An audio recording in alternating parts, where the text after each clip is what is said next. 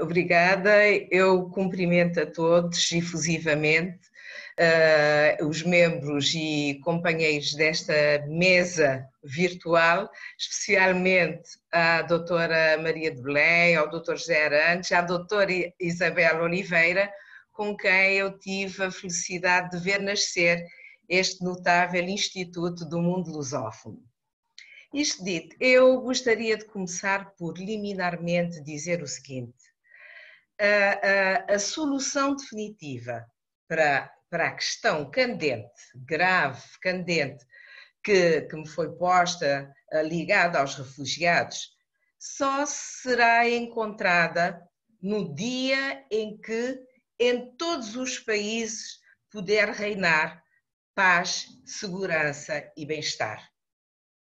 É evidente que só nós temos o fenómeno dos refugiados porque há países que, devido à má governação, à corrupção, a fenómenos climáticos, à pobreza endémica, há países onde os cidadãos não conseguem ficar a viver e têm de demandar outras terras, nomeadamente terras da Europa ou terras da América, para poderem ter a possibilidade de trabalhar, viver dignamente e poder alimentar os seus.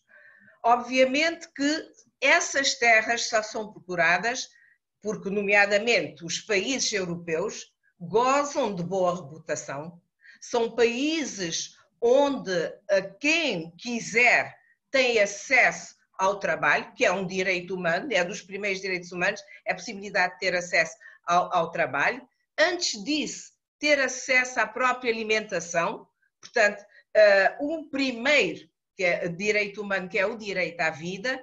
Portanto, as pessoas e os refugiados enfrentam as situações extremas que podem, nomeadamente e em última instância, levar à sua própria morte, para evitar que morram nos seus países de origem. Ora, como eu digo e eu defendo, a solução definitiva só existirá quando todos os países do mundo proporcionarem condições de vida digna e de bem-estar e de segurança e paz a todos os seus cidadãos. É evidente que, em primeira mão, compete aos governos desses países conseguir chegar a esses climas. Mas nós vivemos no mundo e sabemos que em muitos países, infelizmente, isto ainda não foi conseguido. Além disso, eu também defendo que esses climas só podem ser conseguidos com o apoio do exterior, com o apoio, nomeadamente e máximo, das Nações Unidas e todas as instituições das Nações Unidas, e também a solidariedade internacional, o apoio dos outros países. Só assim nós vamos conseguir, efetivamente, em determinados países, criar condições de retenção dos cidadãos nesses países. Agora, ainda não chegamos a este mundo. Este é o mundo que nós almejamos, mas, sobretudo, nos nossos países da África, da Ásia, muitos desses, de onde vêm os refugiados, ainda não chegamos a este nível. Então, há que sim recorrer à solidariedade internacional. Nós estamos este ano a comemorar os 70 anos da União Europeia e nós sabemos que a União Europeia foi fundada sob a égide da paz e da solidariedade. Tem que haver, portanto, a solidariedade não pode ser uma palavra vã. É uma palavra bonita, sem dúvida, mas é uma palavra que tem conteúdo. E então, o que eu entendo, e me parece que é a única forma de enfrentar a pandemia sobre a pandemia, porque tudo o que as pessoas que me antecederam já disseram sobre a pandemia e disseram de uma forma muito bem e muito esclarecida, nessa camada dos refugiados é a segunda pandemia que vem sobre a pandemia em que eles vivem. Porque todos aqueles que têm de deixar os seus países com mulher, com filhos, com crianças, com velhos, com panelas, com trapos para enfrentarem,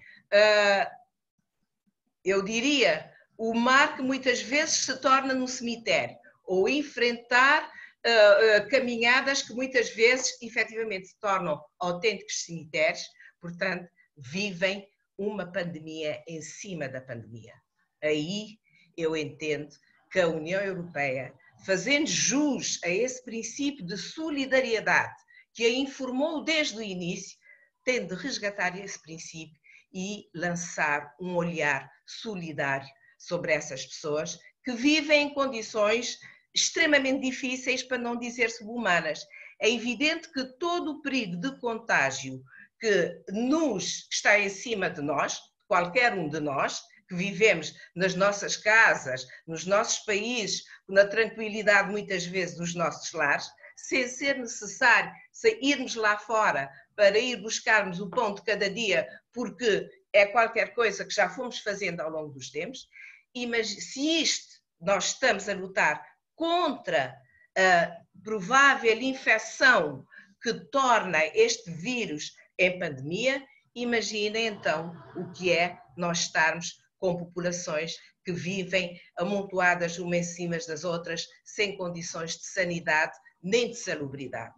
Então, penso que necessariamente uma parte do orçamento que a União Europeia consegue cativar e arranjar para combater nos seus países, portanto, o coronavírus, um capítulo tem que ser efetivamente virado para as condições de vida dos refugiados, de modo a evitar ou diminuir o mais possível o processo de transmissão, porque nós sabemos que eles vivem em condições de insalubridade, vivem em condições de estarem todos juntos em espaços confinados, e aí não pode ser, nem posso chamar outro valor à colação que não seja efetivamente a solidariedade, este valor fundador da União Europeia, e que penso deve ser resgatado em cada momento que se vive, em momentos de crises tão intensas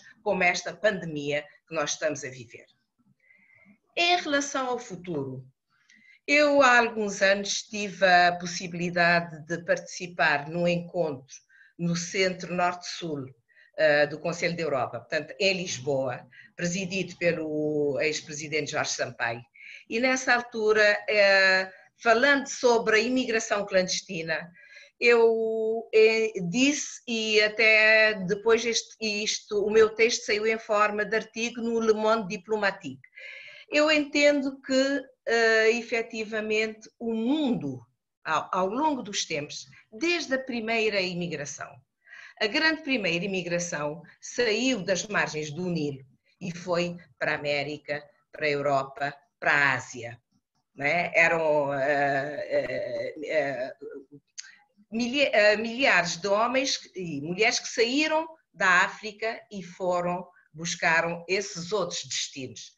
Depois disso, tivemos algumas situações atrozmente singulares, como o colonialismo, o tráfico negreiro, que fizeram com que, efetivamente, essas populações tivessem, de novo, de recorrer, de sair das suas terras e ir procurar os Eldorados da Europa e dos Estados Unidos.